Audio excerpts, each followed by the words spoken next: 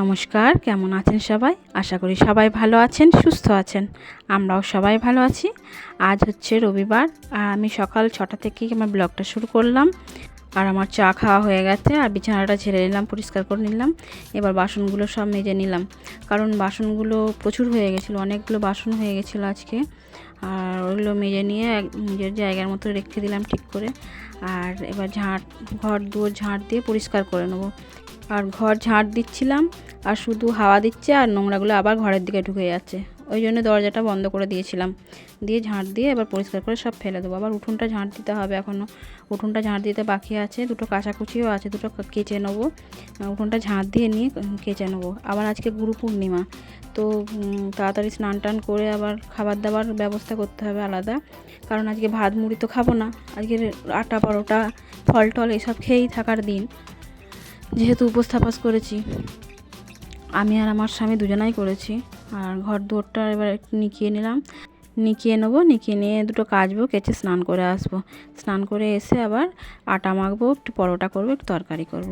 তো আমি এবার আটা ময়দার দিকে যাব। আমার হয়েই গেছে পরোটা তরকারি। আমার স্বামীর খাওয়া হয়ে গেছে, ছেলেরও খাওয়া হয়ে গেছে, আর আমি বাকি ছিলাম, আমি খাচ্ছি। আমি খাওয়া দাওয়া হয়ে গিয়ে এবার আবার ওই জামা কাপড়গুলো আছে মেলে দেবো। জামা কাপড় মেলে আবার দুটো আমাকে আটা মাখতে হবে, কারণ টিফিনের জন্য অল্পই একটু করেছিলাম।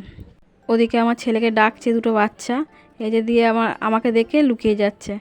আর একটু সিমুই করে নেবো। সিমুইটা করে নিয়ে আবার একটু পরোটা করব, আটা ফাটা মেখে করে নেবো। আর তরকারি তো একবারে করে নিয়েছিলাম, হয়ে যাবে বেলাটার মতো। আমার ছেলের জন্য দুটো ভাত চাপাবো, ভাত করব, একটু পাঁপড় করব, একটু ডাল করে দেবো, হয়ে যাবে। একটু আলু সেদ্ধ দিয়ে নেবো, বা তরকারিটা আছে ওই দিয়ে খেয়ে নেবে। একটু পরোটাটা করে নিই, পরোটা করে নিয়ে তারপরে ভাতের দিকে যাব। ভাতটা কাঠেই চাপিয়ে দেবো। আর এইখানটায় আমি ভাতের এঁটো কাঁটা এখন করতে চাইছি না, কারণ রাত্রিবেলাতেও আমাকে আবার এখানে রুটি পরোটা যাই হোক করতে হবে, আবার না হলে গ্যাস ট্যাস মুছতে হবে বারবার করে। তাই ভাতটা আমি করে নেবো কাঠে, আর এখানে ছেলের পাঁপড় ভাজা ডাল যা আছে এখানে করে দেবো, হয়ে যাবে। আমার হয়ে গেছে। আর এই যে বৃষ্টি আরম্ভ হয়ে গেছে, সমস্ত কিছু আমাকে আবার তাড়াতাড়ি করে তুলতে হলো। জামা কাপড়গুলো প্রচুর কাঁচা ছিল, আর প্রচণ্ড বৃষ্টি হচ্ছে, একদম ঘরে ঢুকে যাচ্ছে বলে আবার দরজাটা দিয়ে দিলাম, গেটটা দিয়ে দিলাম। তারপরে এই যে সিমুইয়ের লাস্ট ফিনিশিংটা এরকম হয়েছিল। ছেলেটাকে পাঁপড় ভেজে দিয়েছি, খেতে দিয়ে দেবো। ওর খাওয়া হয়ে গেলে তারপরে আবার আমরা খাবো। আর এই জামা কাপড়গুলো নিয়ে কোথায় দেবো, এখানে একটা দড়ি টাঙিয়ে এখানে জামা কাপড়গুলো এবার মেলে দিচ্ছি, নাহলে শুকোবে না, গন্ধ হয়ে যাবে। আবার রাত্রির জন্য তৈরি হতে হবে। তো রাত্রে একটু ডাল সেদ্ধ করতে দিলাম, ডাল মানে মটর ডাল, একটু কুকারে দিয়ে দুটো সিটি দিয়ে চাপা দিয়ে রেখে দিলেই সেদ্ধ হয়ে যাবে। তারপরে ডালটা করব, আলু পটল একটু তরকারি করব মাখা মাখা করে, একদম ছোট ছোট করে কেটে।